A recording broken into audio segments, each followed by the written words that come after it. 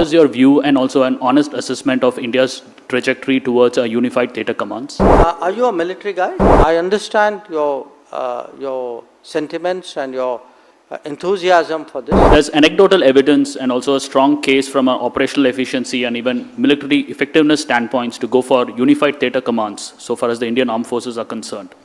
The Kargil Review Committee talks about it, the Jaishankar Report Committee talks about it. However, the progress that India has made in this regard has been abysmally slow, and given the growing interlinkages between a strong armed forces and geopolitics, given the rise of China, what is your view and also an honest assessment of India's trajectory towards a unified theatre commands?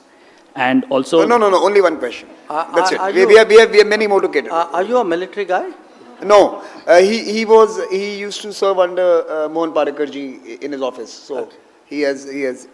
So answer is kind of. Kind of. I mean, not military, but yeah, nearly there. But his persistence was like that. I've largely observed the armed forces with a lot of interest and some responsibility from outside. I had the privilege of working with them directly in one part of my career. And it's much easier to in a sense, analyze why a theatre command should come about. And today, the merits of that are accepted. It's a very different task to actually make it happen. And this is not unique to India.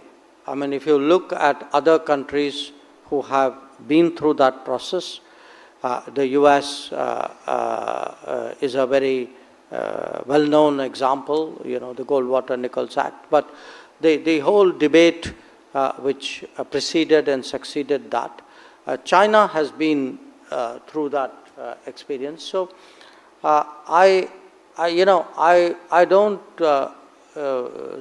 some of the characterizations, the impatience of the analyst doesn't take into account the complications of the forces concerned.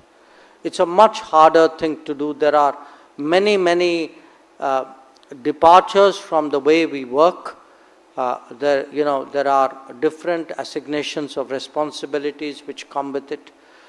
So in many ways, you conceptualize, let me tell you, when you look at the world through theatre commands, the world itself looks to you very differently than it does when you have, in a sense, three forces and each service has its own command. So I would, I understand your sentiments and your enthusiasm for this. As I said, as a fundamental concept today, that is accepted in this country. But I think you need to bear with with all the the wrinkles and the second, third order effects of such a change being implemented. Perspective, the P3, the non-G2, and then you have this set of, you can say, middle powers, upper middle powers. One neat category would actually be the G20 countries, but I also give due weight to Nigeria here. But let us say there are those roughly 10 odd countries which would be G20 countries of regional influence. Yeah. My sense is you're going to see both lateral and to some degree vertical collaborations. Some of the collaborations would come from pre-existing architecture. I mean, you have alliances. The alliances or groupings, I mean, the EU allows a lot of countries to coordinate. The NATO allows a lot of countries to coordinate. Australia, Japan, by virtue of their treaty alliances, treaty relationships, do that. The interesting ones would be the loners, in a way, the ones who are not embedded in a pre-existing structure. And you can see that in different ways they are both expanding options, but also trying to forge something common. I give you a few examples. I mean, if you look at, say, BRICS expansion, some of the countries that showed interest and have actually moving in that direction, I mean, take something like Saudi Arabia. So Saudi Arabia is clearly widening its options. The UAE is widening its options. But at the same time, these loner countries, these independent countries, through initiatives like IMEC, are working, Together. so they're also trying to forge, I would say, common ground on a particular set of issues. So you're going to see, they would appear to be contradictory trends. To my mind, they are not. I think, to me, it's more like the natural diversity of the world finally escaping the clutches of a discipline imposed after the Cold War.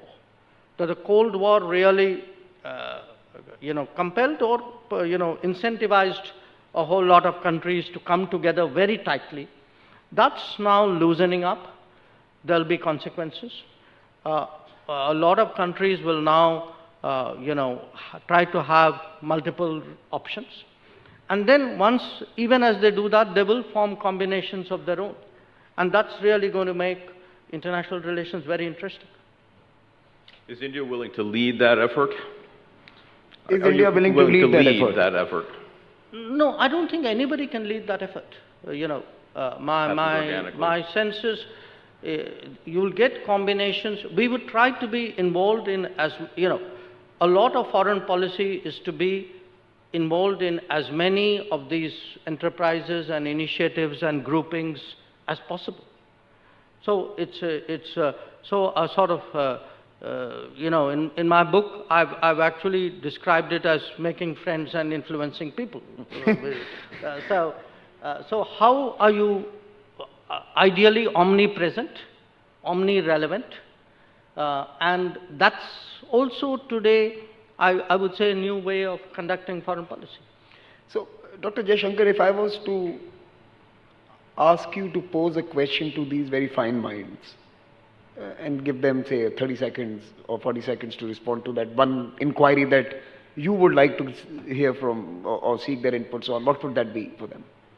Well, I think for Michael, from an Indian perspective, the real issue as we look forward at India-Australia is, in a way, how much Australia is Indo-Pacific and how much Australia is Western. I think that's the duality which most people would be interested in. Well, let me answer that. Let me say I had Michael, I'll give you your turn. Okay. And for Leslie? No, let him answer that. I'll think of I'm running out of time, and hence Okay. I'm going to give Michael the last word to come because he started first. But do you have questions for any others that we can take and then go to them and close? Well, I think what I would, in a sense, urge you to articulate, because given Nigeria's today importance, is within, we tend to talk about Africa, but you look at Nigeria, which is a significant power in its own right. What would be the next set of countries coming up? How do they plan their rise? Because that is something which is clearly awaiting you. And to Bruce? Bruce, 2026 America. I'm tempted to ask him a Canadian question, but then I get into trouble. So I just want to confirm that I have your good wishes that Indo-Canadian relations would continue to improve. Okay, so Bruce, that's a cue for you to respond to something. And what about Leslie? Yeah, I would be really curious because you clearly got immersed very deeply in the G20 experience. So I would be curious to get that sense from you, and in a way to Michael also, because Lowy had put out a study, I think, on how young Indians think about foreign policy. Are interested in foreign policy. Because I think that's really today, in the coming elections, almost 90 million young Indians would be voting for the first time.